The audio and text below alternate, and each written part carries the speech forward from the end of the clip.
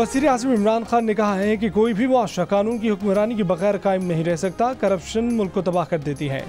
गैर मुल्की टीवी को इंटरव्यू में कहा कि पाकिस्तान की बदहाली के जिम्मेदार भुट्टो और शरीफ खानदान हैं। अफगानिस्तान पर अमरीका की मुसल्लत करदा जंग एक जुनूनी अमल था।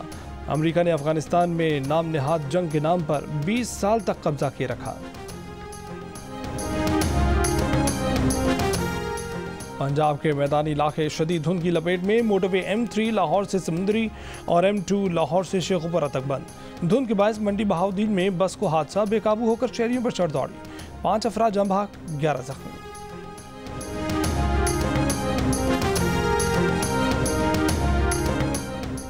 पाकिस्तान में ज़रूरत से ज़्यादा बिजली नहीं पैदा की गई। वज़ीर आज़म के मामले ख़ुसूसी बराए CPAC खालिद मंसूर का जियो न्यूज़ के प्रोग्राम आज शाहज़ेब खानज़दा के साथ में बयान। कहा कि पाकिस्तान को इंडस्ट्रियल मुल्क बनाने का सोचकर बिजली की पैदावार बढ़ाई गई। इससे पहले वफाकी वज़ीर फवाद चौधरी ने कहा था कि पिछले दौर में ज़रूरत से ज़्यादा बिजली बना दी गई थी।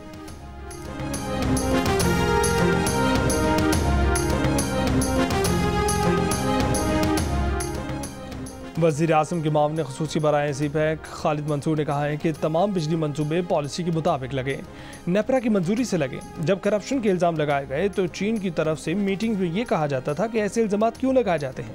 इससे पहले वफाकी वज़ीर मुराद सईद ने इल्ज़ाम लगाया था कि CPAC मंसूबों में करप्शन किए गए, जबकि साबिक वफाकी वज़ीर एहसन इकबाल उसकी पुरजोर तरदीद कर चुके।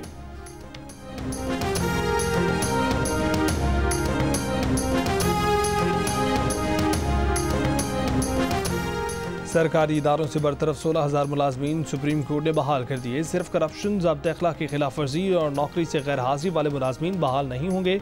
अदालती फैसले के बाद सुप्रीम कोर्ट के बाहर बैठे मुलाजमीन में खुशी की लहर दौड़ गई।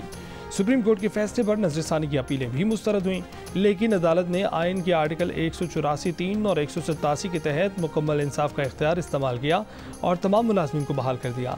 सुप्रीम कोर्ट के 5 रुकनी बेंच में जस्टिस मंसूर अली शाह ने बहाली के तरीक़ाकार से इख्तलाफ किया।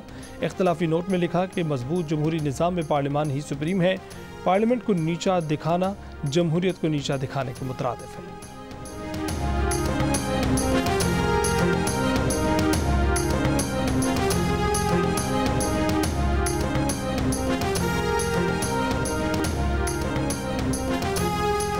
पंजाब में टेक्सटाइल इंडस्ट्री के कैप्टिव पावर प्लांट्स की गैस बहाली का फैसला मुशीर तिजारत रज़ाक दाऊद और एप्टमा रहनुमाओं की मुलाकात में हुआ।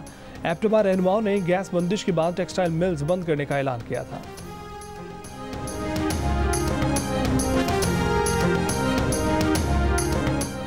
कराची के इलाके नॉर्थ नाज़िमाबाद ब्लॉक B में कैश वैन को लूट लिया गया। मुलजिमान की फायरिंग से कैश वैन पर मौजूद 2 सिक्योरिटी गार्ड्स भी जख्मी हुए। सिक्योरिटी गार्ड्स ने जवाबी फायरिंग नहीं की।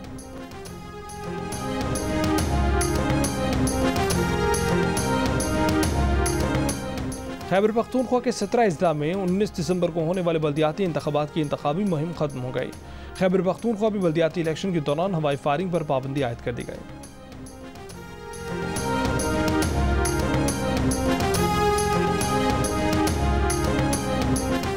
लांस नाइक मोहम्मद महफूज निशान हैदर का 50वां यौम शहादत।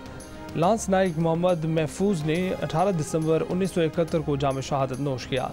ISPR के मुताबिक 1971 की जंग में लांस नाइक वाहगा बॉर्डर पर तैनात थे। लांस नाइक महफूज शदीद जख्मी हालत में बिला खौफ दुश्मन से लड़ते हुए शहीद हुए। लांस नाइक की दलेरी आज भी वतन के पासबानों के लिए मशले राह है। अमरीकी सदर के मुशीर कौमी सलामती जैक सलिवान ने कहा है कि इत्तेहादियों और अक़वाम मुत्तहिदा से मिलकर अफगानिस्तान की मईशत को बेहतर करने की कोशिश की जा रही है। तालिबान से कहा है कि बराह रास्त इमदाद के लिए उन्हें अपने वादे पूरे करने होंगे।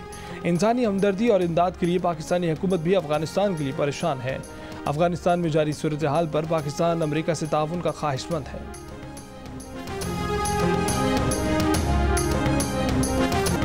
और जाती उम्रा में जुनैद सफदर की दावत वलीमा। वालिदा मरीम नवाज हस्बे मामूल तवज्जो का मरकज़। तमाम तकरीबात में हर लिबास में मुनफरिद सबकी मरकज़ी निगाह बनी रही।